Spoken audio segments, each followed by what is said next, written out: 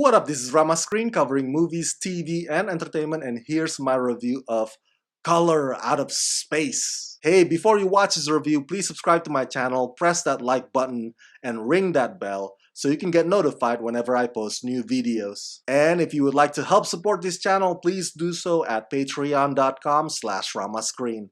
That's patreon.com/ramascreen. Let's rock this. Okay, let me make something clear. I have never read any of authors H.P. Lovecraft's books or short stories. I'm not familiar with any of them. I did not grow up a Lovecraft fan, mainly because I don't know much about him. I also have never seen any of the previous adaptations based on his work, like that Stuart Gordon's 1986 movie From Beyond. I haven't watched that either. So because of that, because of my H.P. Lovecraft ignorance, I can't give you any H.P. Lovecraft insights in this video review. I'm approaching Color Out of Space strictly from the lens of a film critic or a film aficionado. And that's it.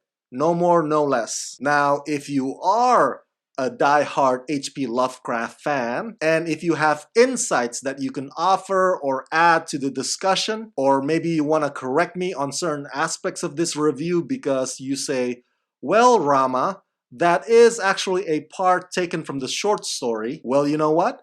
I welcome your opinions and your information in the comment section down below. Okay, alrighty then.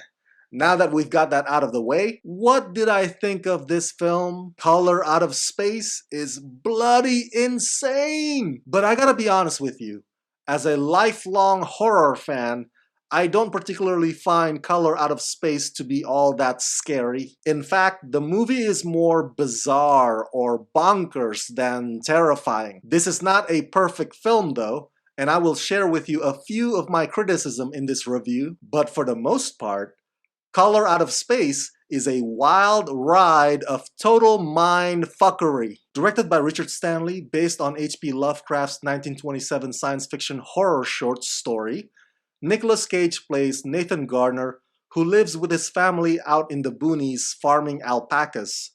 After a meteorite lands in their front yard, in the days after that, they find themselves battling a mutant extraterrestrial organism as it infects their minds and their bodies, transforming their quiet rural life into a technicolor nightmare. You know, you don't have to be an H.P. Lovecraft fan to know that countless sci-fi horror movies had been influenced by his stories. I mean, 45 minutes into watching this film, all of a sudden, a flood of my other favorite sci-fi horror movies of the past come rushing in through my brain because this element or that element reminds me of them. I really enjoy the pacing and the build-up in this film. And once those disturbing, gruesome imagery and blinding pink lights enter the scene, they hit you like a freight train. And they are unrelenting. It has been a couple of decades since Stanley's last directorial film. We all remember how he was unfairly fired from the island of Dr. Moreau. So Color Out of Space